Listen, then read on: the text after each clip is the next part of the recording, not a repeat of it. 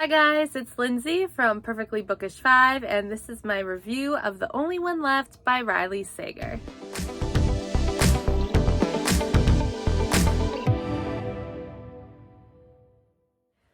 I know I am late to the game on this book. It's been out for probably a couple months now.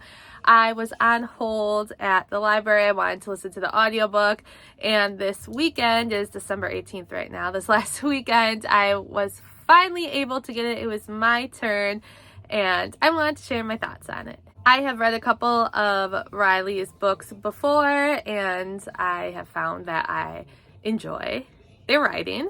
In this book, The Only One Left, we have Kit.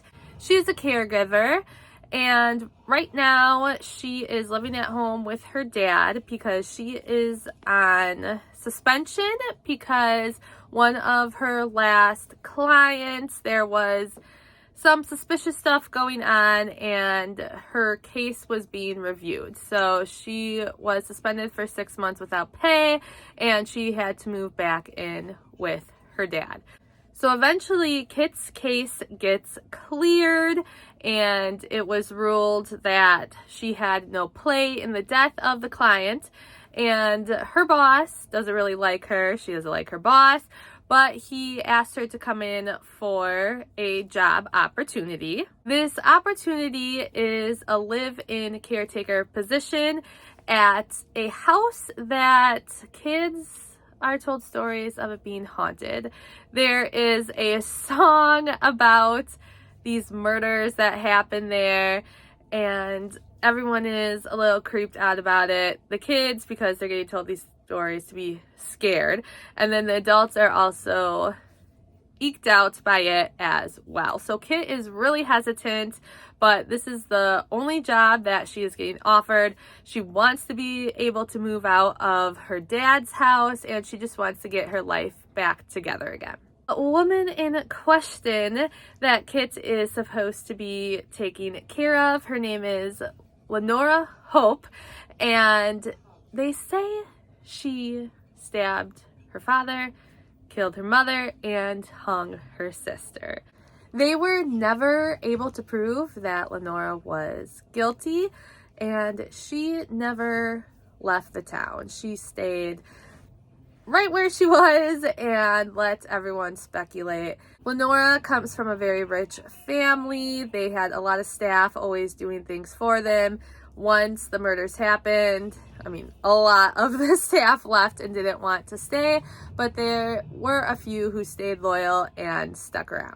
Nora, I believe it was in her 20s, started to have a lot of health problems. That is what is causing her to be bedbound. I believe the only movement that she really has is in her left arm, if I'm remembering correctly.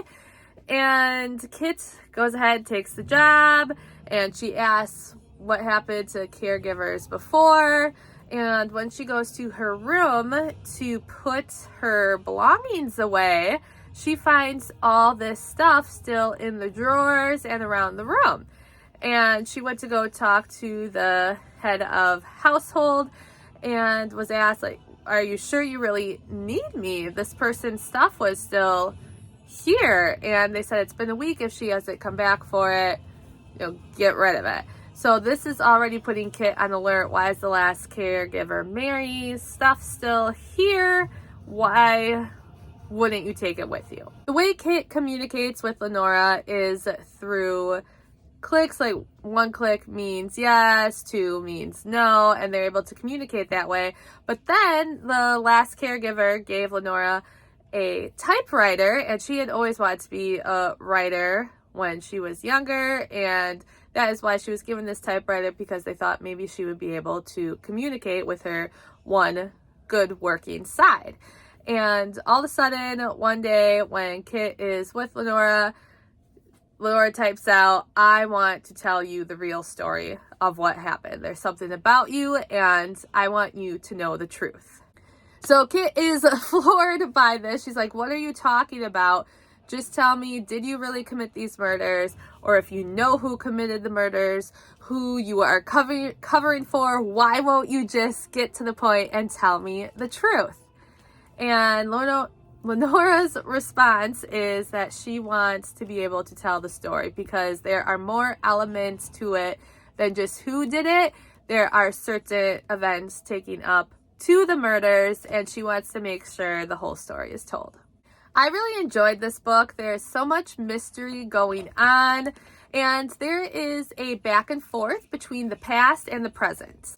Sometimes I don't always like this jump, but I think the book does a good job of jumping between the two, because in the present you have Kit trying to figure out what is going on, and then in the past you have Lenora going through each tidbit of information and why it's important to the murders and why these murders or certain things happened. So I liked getting the back and forth, because then also you as the reader were trying to figure out what was important, what aspects you could pull from these tidbits here and there from these different stories, because you as the reader, you also want to be the detective and figure out who did it. I really liked our main characters, and there are a lot of different twists that are happening in the book. There are things I didn't see coming, which I love when a book can surprise me.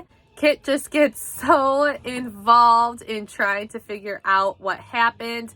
Even at one point when her dad figures out where she actually is, she doesn't have the best relationship with her dad, so he doesn't really figure out till later that she even left the house and isn't there anymore to find out where she went to go work. So once he figures it out, he even wants her to get out of there. You also learn some stuff about Kit and her past client, why she was on suspension, which is also really interesting as well. So there's some mystery there that you dive into.